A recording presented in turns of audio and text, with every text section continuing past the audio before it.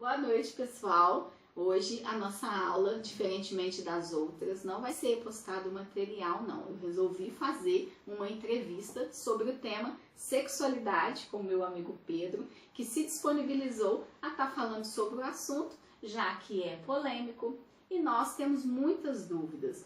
O Pedro é homossexual e nessa conversa descontraída a gente vai tirando as nossas dúvidas, né? Para estar esclarecendo tudo direitinho. Achei interessante fazer dessa forma, porque aí a gente vai tirando dúvidas que os alunos possivelmente teriam. Como foi a descoberta, né, da homossexualidade e também essa aceitação pela família? Primeiramente, boa noite a todos. Então, Juliana, a situação é a seguinte: você nunca se descobre homossexual, você sempre sabe. Mas na cabeça de uma criança é difícil ela entender o que está acontecendo. Os primeiros trejeitos que eu reparei era quando eu era criança. Eu sempre gostei muito mais de brincar de boneca do que brincar de carrinho, ficar em casa brincando com as meninas em vez de estar na rua com os meninos. Então foi mais ou menos por volta dos 7, 8 anos eu já sabia que eu era diferente. E toda a minha família também sempre soube que eu era diferente. Só que quando você se torna adolescente, chega aquele momento da sua vida que você tem que escolher. Você vai gostar de menino ou de menina? Então aquilo você tenta forçar a gostar de meninos, você não consegue. Você sempre tem a predileção para meninos. Então aquilo você vai vendo que você é uma pessoa diferente. Em questão dos meus pais, eu acho que eles sempre souberam, tanto meus pais quanto o resto da família, mas sempre vem aquela desculpa, né? Uma fase vai passar. E o que acontece é que não passa. Então você vai começando a ver que você é diferente. Você vai começando a se entender. E para os meus pais era muito difícil essa questão de aceitação.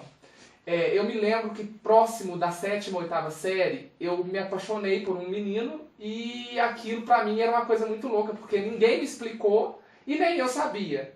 Então foi ficando mais complicado com o tempo. A minha mãe, ela sabia e ela não aceitava. O meu pai, eu nunca tive muito contato com o meu pai, que ele sempre foi mais afastado.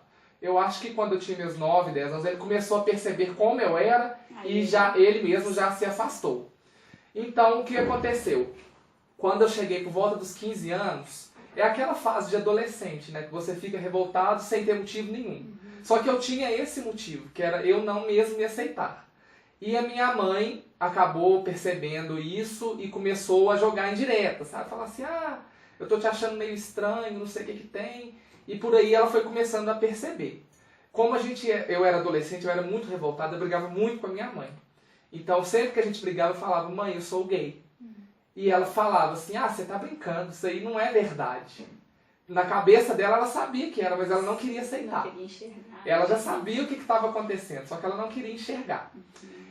Próximo dos meus 18 anos, eu comecei a trabalhar, então eu comecei a ter dinheiro para sair para onde eu queria ir. Foi quando eu fui na primeira parada gay de Belo Horizonte. Aí foi num domingo, durante o dia, e eu falei pra minha mãe que eu iria sair para jogar bola, que era o que eu sempre fazia para ela não saber aonde eu realmente estava indo.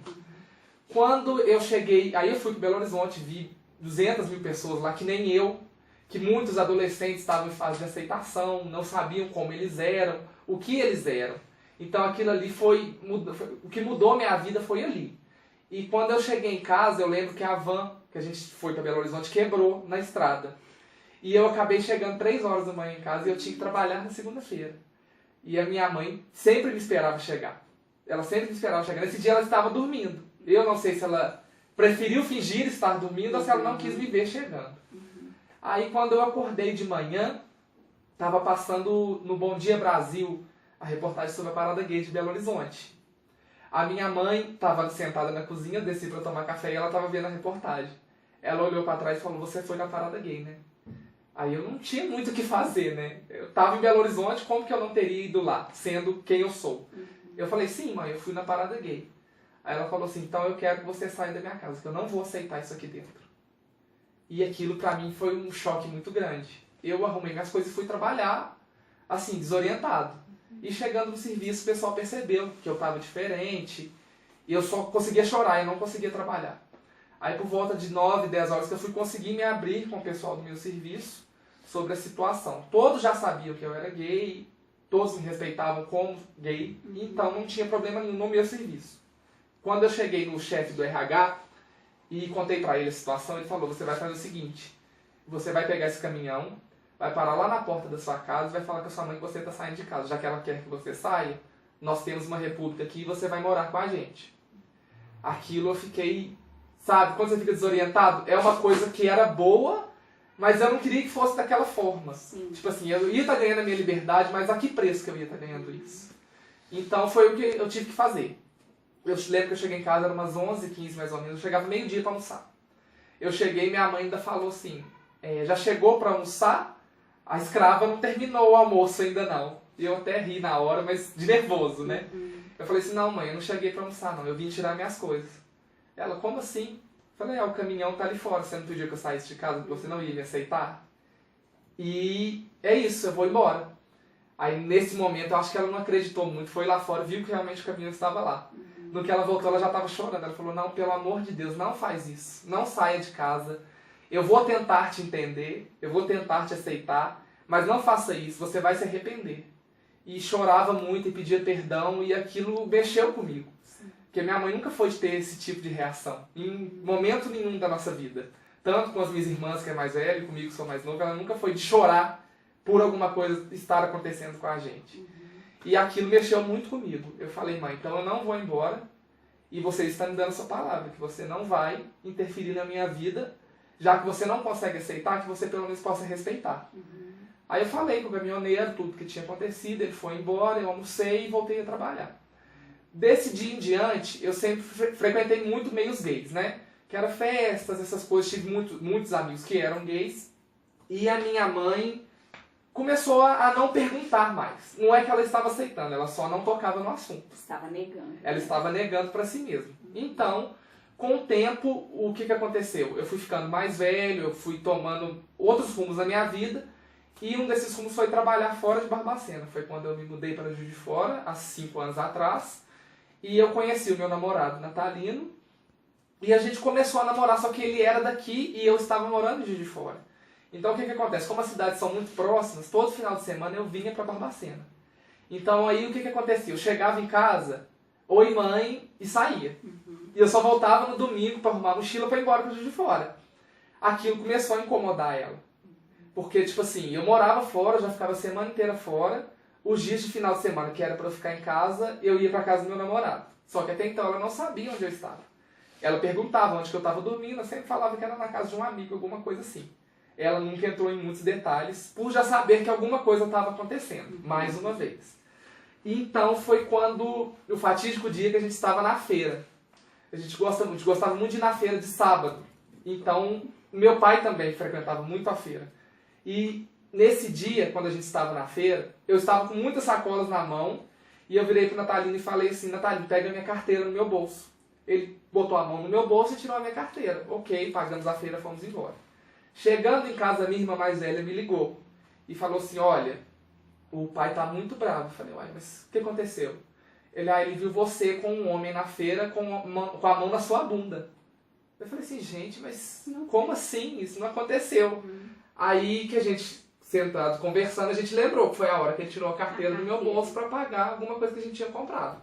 Aí a irmã virou e falou assim, ele quer que você venha aqui em casa porque ele quer conversar com você.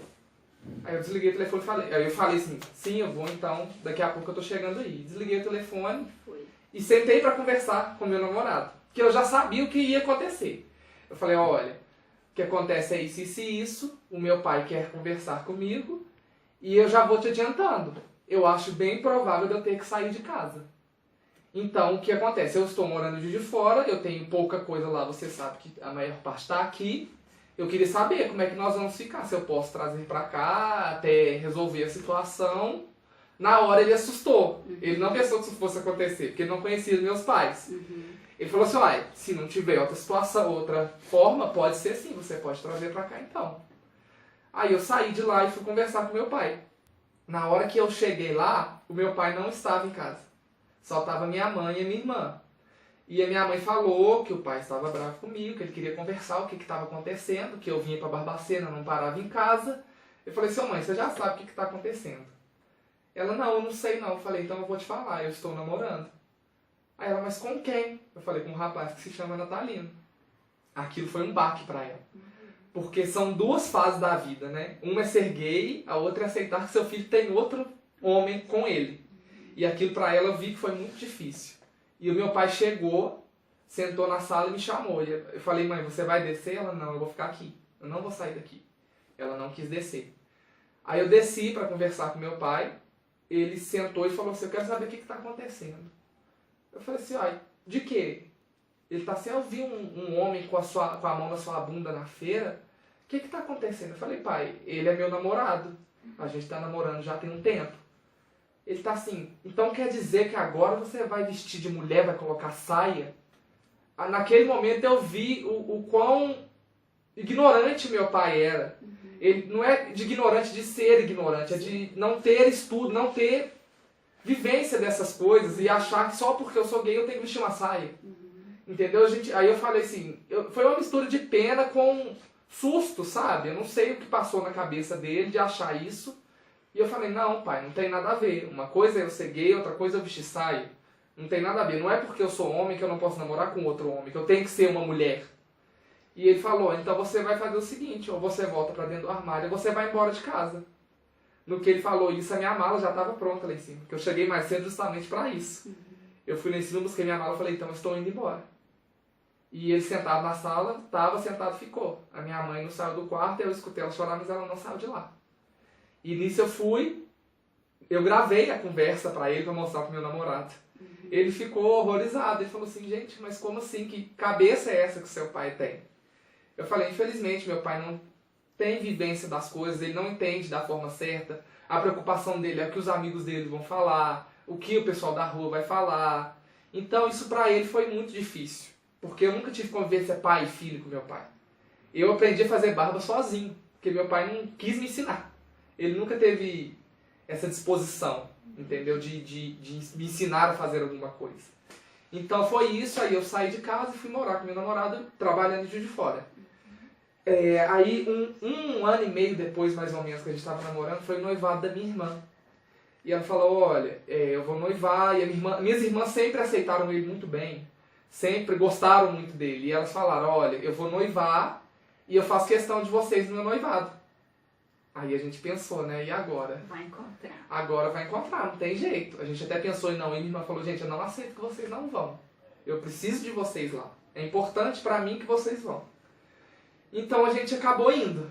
Aí chegando lá, a gente foi os primeiros a chegar. De tão nervoso que a gente saiu de casa muito cedo.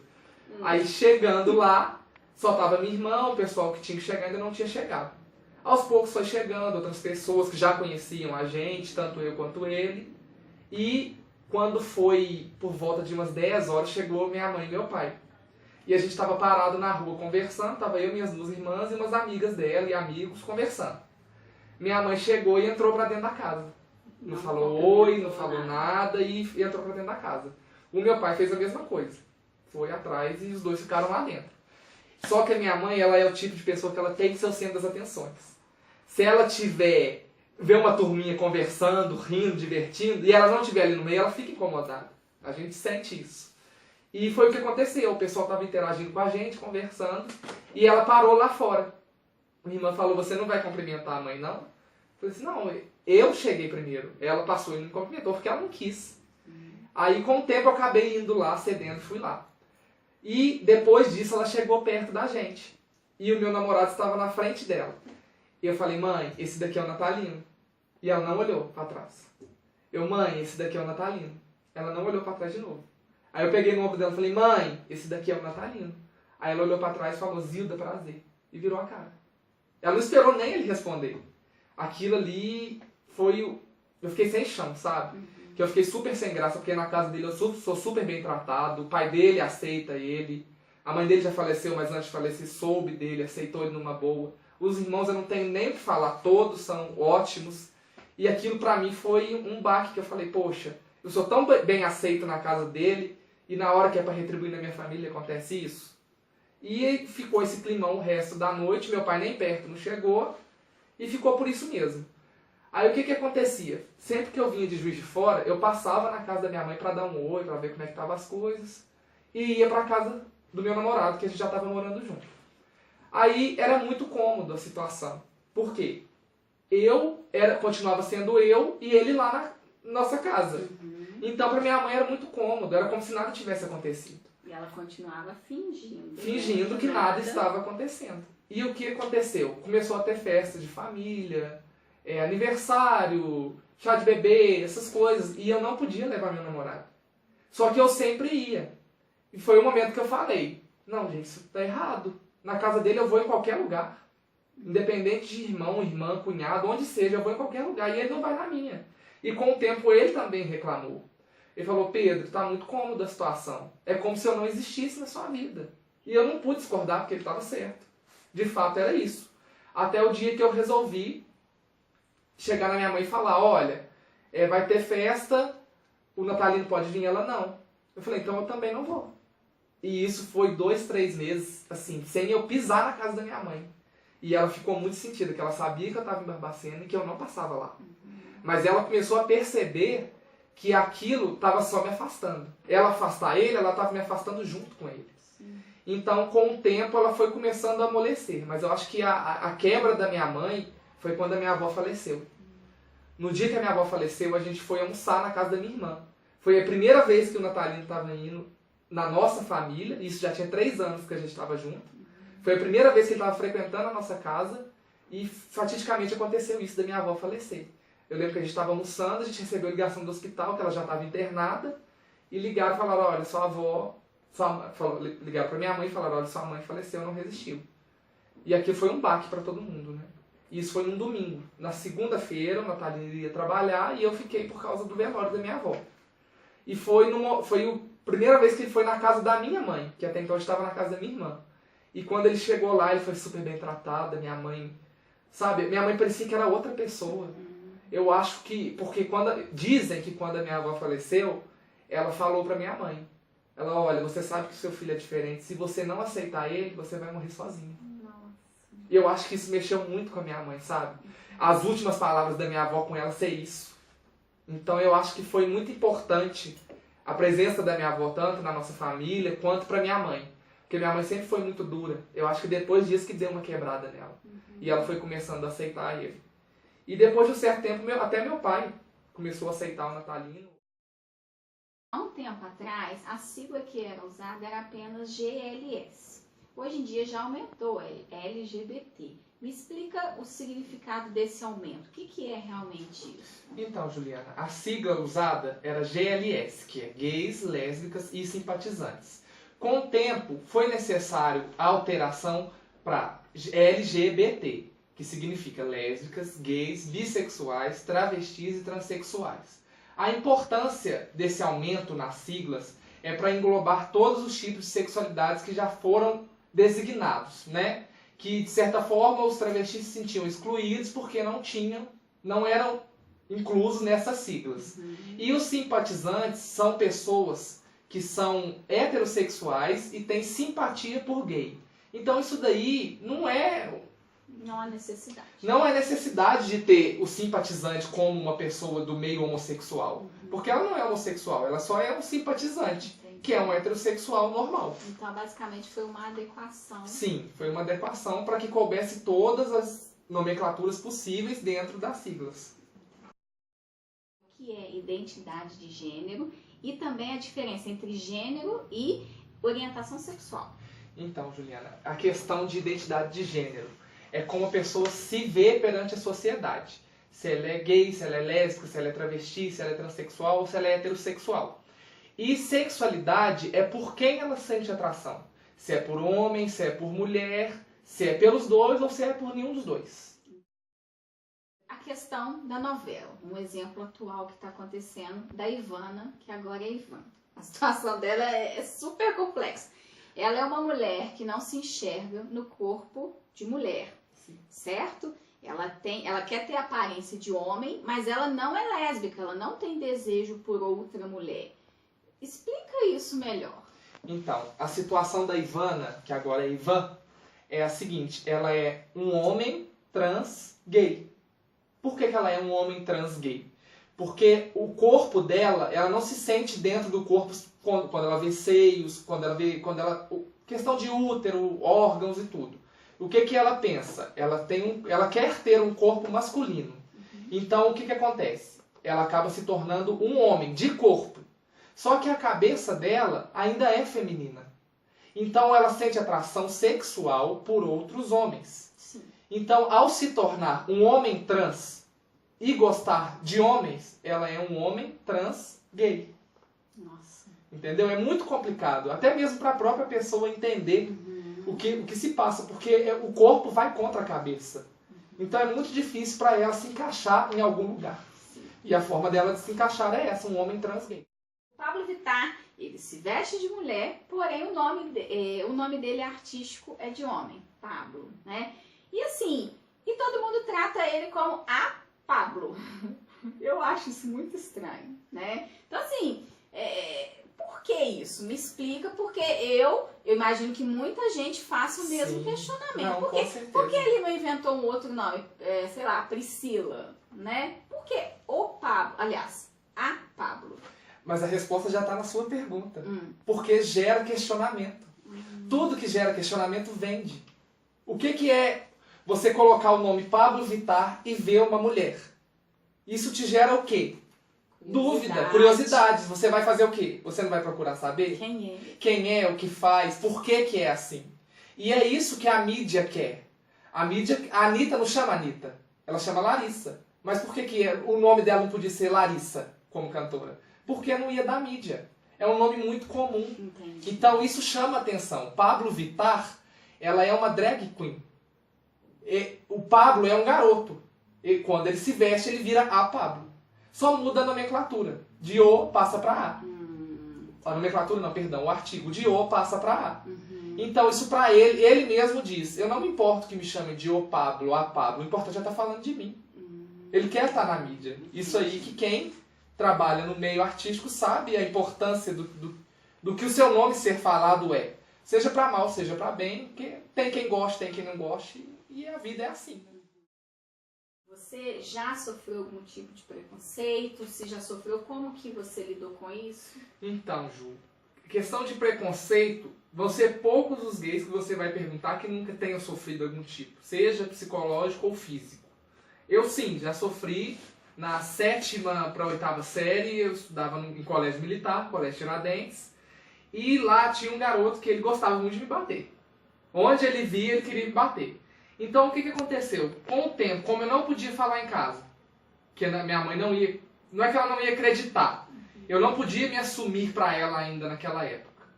E na escola, como não adiantava falar, porque a escola militar eles fazem vista grossa. Qual foi o caminho que eu tomei? Matar a aula. Até que eu fiquei 2 semanas sem ir na aula, por causa desse garoto, e chamaram meus pais na escola.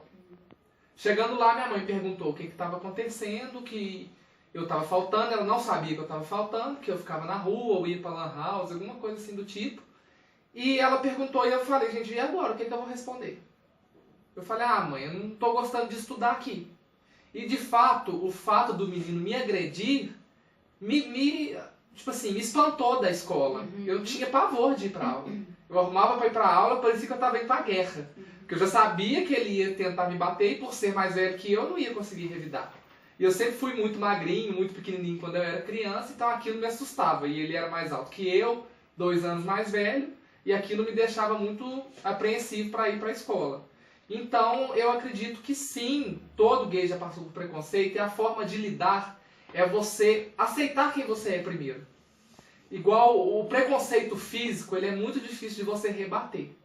Só, infelizmente, com agressão. Então, eu nunca fui muito de agressão, eu acabava apanhando. Agora, o preconceito falado, quando alguém passa na rua e te chama de gay, a partir do momento que você se aceita, aquilo não é mais um preconceito pra você. Aquilo é como se fosse assim, me chamou de gay, tá, novidade. Mas, na realidade, eles não falam gay, eles falam palavras pejorativas. Sim, e você tem que abraçar elas também. Você vai fazer o quê? Você vai revidar? Entendi. Você não tem muita solução. Te chamam de boiola, viado, você fala, tá, sou. A pessoa perde o argumento, porque você aceita. O preconceito dói quando você sofre por aquilo que alguém fala com você. A partir do momento que você abraça aquele preconceito, ele para de ser um preconceito pra você. Ele continua sendo um preconceito, mas dentro de você já aceitou. Então você não vai sofrer tanto. É impossível erradicar, mas pelo menos sofrer menos é o ideal. Como que é assim essa questão de ser tratado como provocador só por fazer pelo menos um gesto de carinho com o seu parceiro, sendo que os casais héteros fazem?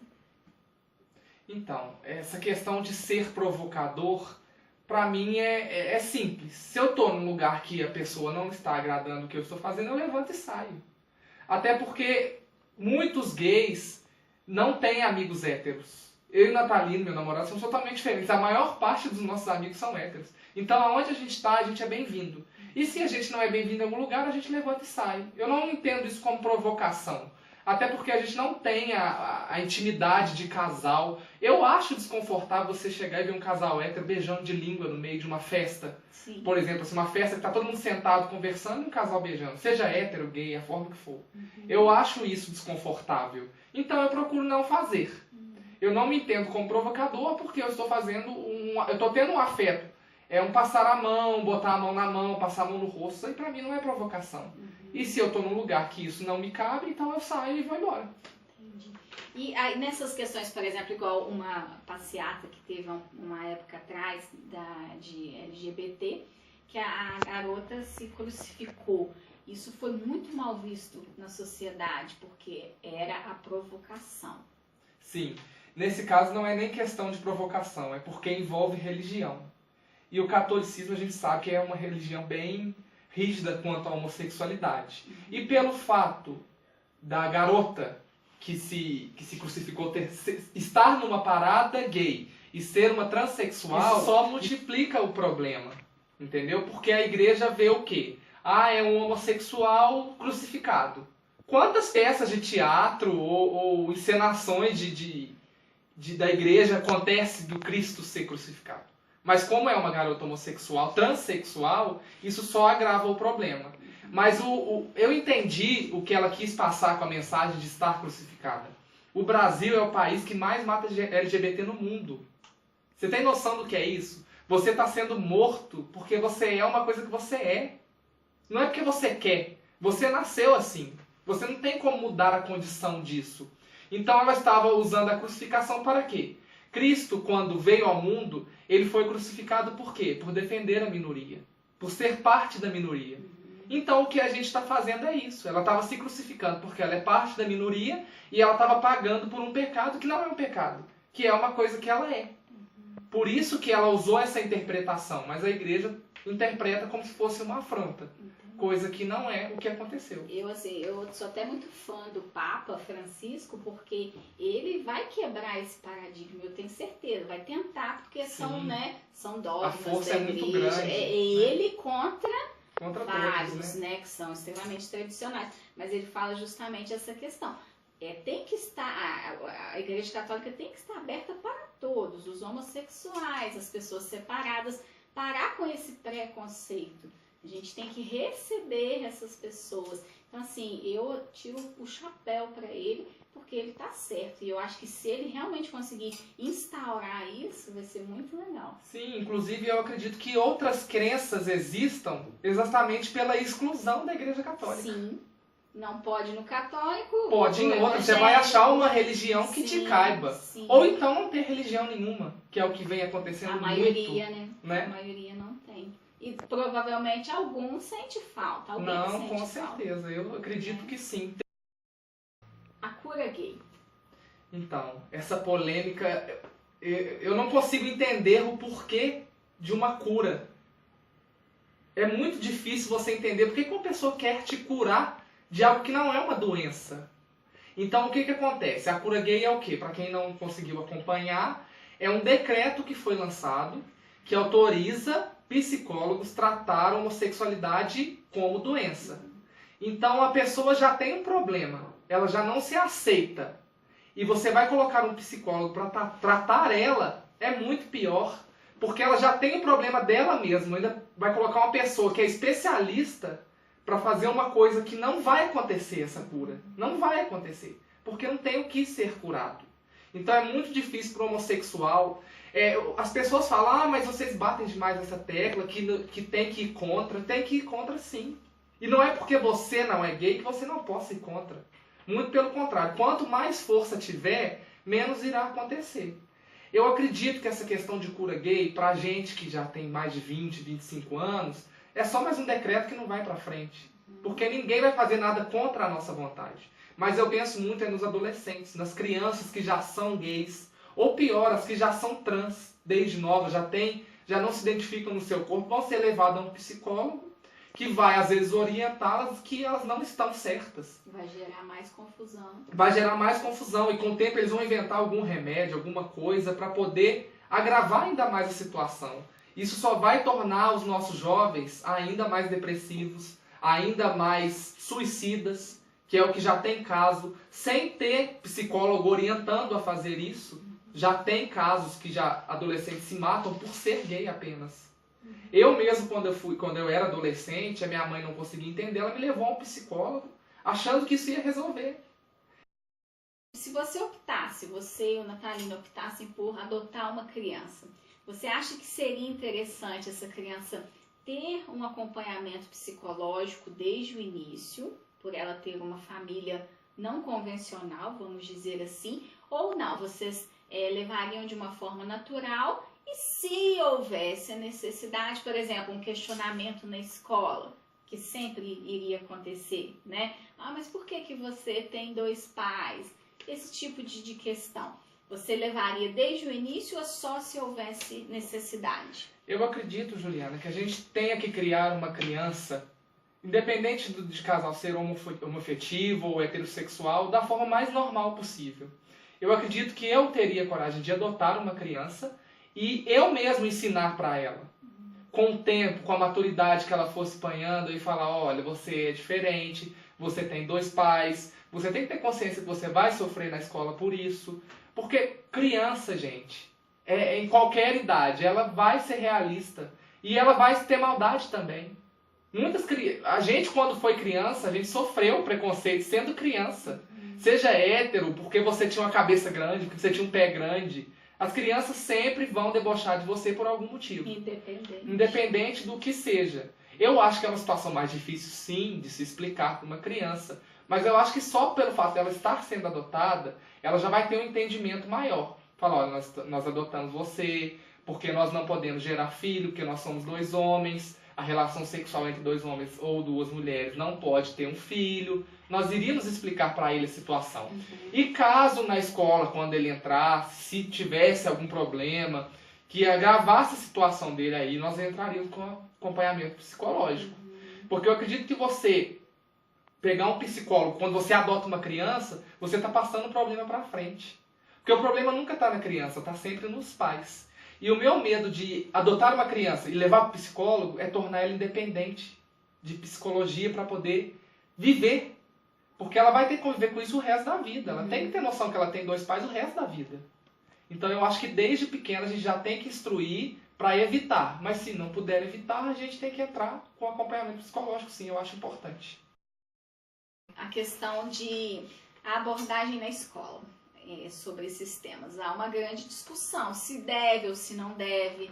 Lógico que nós não iremos iniciar isso lá com a criança menor, mas como conteúdos eles já têm. Em ciências, por exemplo, a partir do 4º ano, já trata do corpo humano. Você acha que se os professores tratassem de uma forma mais natural o assunto, por exemplo, tá abordando o corpo humano, jogar as informações, não é para incentivar, igual o pessoal fala, que é uma questão, acho que de muito preconceito, de muita tradição, mas talvez desmistificar isso.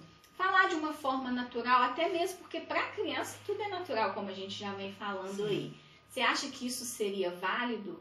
Eles iriam ver de uma forma mais tranquila? O que você acha? Então, Juliana, eu acredito que sim. Eu acho que toda informação positiva é muito importante, principalmente para a criança que está numa fase de descobertas, né? Eu acredito que uns 7, 8 anos você já possa estar introduzindo aos poucos o assunto. Porque isso aí é muito importante, a pessoa começar a entender desde nova. Porque o que vai curar a homofobia é educação. O que cura qualquer doença da mente é educação. Então eu acredito que uma boa educação, uma boa instrução é muito importante. Nós temos a homofobia que é aberta, né? E temos também a homofobia mascarada. Tipo assim, nada contra, mas... Então, a questão da homofobia mascarada, pra mim, não difere nem um pouco da homofobia normal. Porque a homofobia mascarada é o quê? Ah, eu tenho um amigo que é gay e eu aceito ele. Ok. Mas aí, quando começa a acontecer dentro da sua casa, você já não aceita. Isso é a homofobia mascarada. É quando na casa dos outros pode e na sua não. E eu sou do seguinte conceito. A partir do momento que a pessoa está te elogiando, mas ela fala um mas, tudo que ela falou antes pra mim já não tem valor. Então eu acredito que o homofóbico mascarado é tão ruim quanto o homofóbico. O que nós LGBTs queremos é respeito. Aceitação vem de dentro. Não adianta você falar, eu te aceito. Eu não quero que você me aceite, eu quero que você me respeite. Dos gays que se colocam em estado de vitimismo e os que já vão para o lado do empoderamento. Juliana, essa questão é muito complicada. Porque hoje em dia o que acontece? Suponhamos que você seja lésbica e trabalha em algum lugar. Eles vão e te demitem. Você fala que você foi demitida porque você é lésbica. Você usa isso a seu favor. Mas você tem que ir profundamente e entender os motivos. Porque muitas vezes o gay é demitido e ele acha que isso é preconceito. Mas se ele não está preenchendo os requisitos que a empresa pede, você acha que isso é preconceito ou é vitimismo? Vitimismo, com certeza. Em questão de empoderamento, eu acho isso muito importante. Você colocar pessoas que estão em minoria em lugares importantes. A gente vê questão de Paulo Gustavo, Pablo Vittar, Leia T, eles estão em lugares que pessoas pensavam que gays não poderiam chegar.